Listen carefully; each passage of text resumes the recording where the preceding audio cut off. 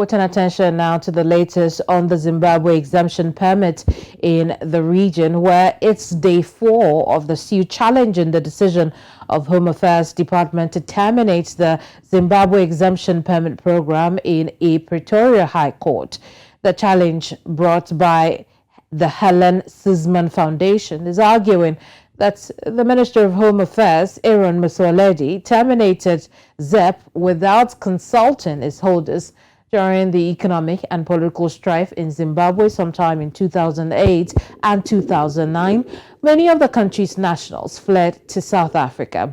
In December 2021, Home Affairs Minister Aaron Motsoaledi announced the termination of the exemption permit, effectively announcing no further exemptions will be created for holders and their children.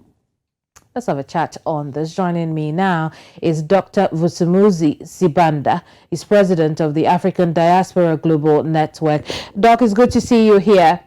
Now, today is the last day for the hearing of the applicant's argument on why the Minister of Home Affairs shouldn't terminate, the exemption permit. Briefly give us an update on some of the arguments that have been raised. Thank you very much. Good evening, and good evening to your listeners.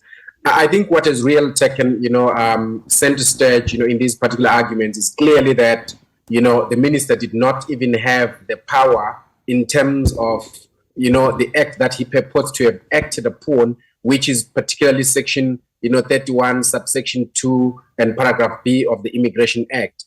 I mean, if we followed closely the argument that was put through yesterday by Advocate Tobe for the Zimbabwe Immigration Federation, when they gave even the grounds, for review, in that, the minister, in the first place, these permits were given because there were special circumstances that allowed the minister to do that. And they can only be withdrawn for good cause. And so one of the most convincing arguments is therefore that in the first place, the cause that was given by the minister was that, most South Africans were unemployed and that the conditions had improved in Zimbabwe, which, there is no empirical evidence of what the minister basically said. So the grounds of review and the fact that, the decision, he had made a decision in terms of the Promotion of Administrative Justice Act, PAJA 3 of 2000, as well as, Section 33 of the Constitution,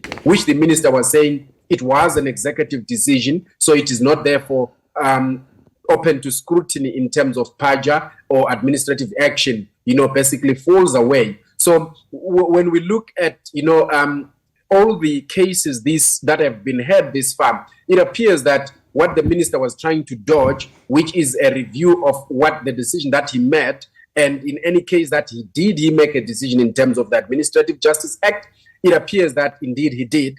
And it also further appears that, he did not have adequate authority, he did not act. His actions were ultra biased because they were the actions that are conferred by the same piece of legislation. So we are looking, forward to see something relatively, good, some form of reprieve, but it is almost. I see.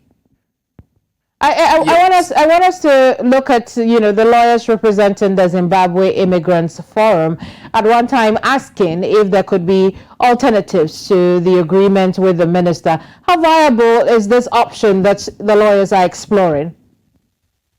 Look, it is quite viable in the sense that if the minister, for example, backtracks and says, look, let's have some form of an agreement which recognizes that the minister did not consult as he was supposed to do in terms of PAJA, then the minister says, okay, we're going back to the drawing board. We are going to renew, these permits maybe for another, 2 years. And in that 2-year period, we want people to start making applications for mainstream visas, and we are consulting people so that they can start, bringing in their representations and input. That could basically work. But up to now, for the mere fact that the matters have gone through court and now we are waiting for judgment, it becomes very difficult now, to backtrack. It was supposed to be an issue that was given to the court as a settlement agreement. So at this stage, it looks like the horses have bolted. It is no longer in the hands of either the lawyers, or the minister, because cases have been had. How will this likely affect South Africa's relationship with Zimbabwe? However, the decision goes at the end of everything, when the dust settles. Well, look, I mean, I think at the end of the day, there's always going to be people in South Africa that are quite vociferous and boisterous in terms of being, on the extreme right, like, Gates and Mackenzie and so forth. So those people are always, people that are like Donald Trump, but we don't foresee that relations are going to be more sour than they are at the moment. The kind of animosities and friendliness that we see between Zimbabweans and South African is going to persist because, Zimbabweans and South Africans are neighbors, they share borders, they've got people, vendor-speaking people that are in South Africa and Zimbabwe and the Sutus, and there is a lot of intermarriages, and relations. So I don't think that there could be anything worse than what we already see in terms of, the relations. I see. What tangible steps should the Zimbabwean government take, or are they taking, to mitigate the impact of the termination of the permit on their citizens living in South Africa? Well, look, I don't think there's any. I mean, the last that I know is that, they say they are sending, a team into South Africa, but they were talking about trying to give them documents. But in reality, to really say that, okay, maybe they're going, if this real comes to an end, they'll be assisting with transport and, in terms of people that are returning home, which is one of the issues that we had requested, that people that have been living in South Africa for so many years, and have not gone back and declared any goods, they should be allowed to come back home with whatever property that they need to come back home, which they've brought from South Africa, because It's likely to improve their lives. Doc, we'll leave you here for now. Thank you so much for your time. Only a pleasure. Good evening. Doc.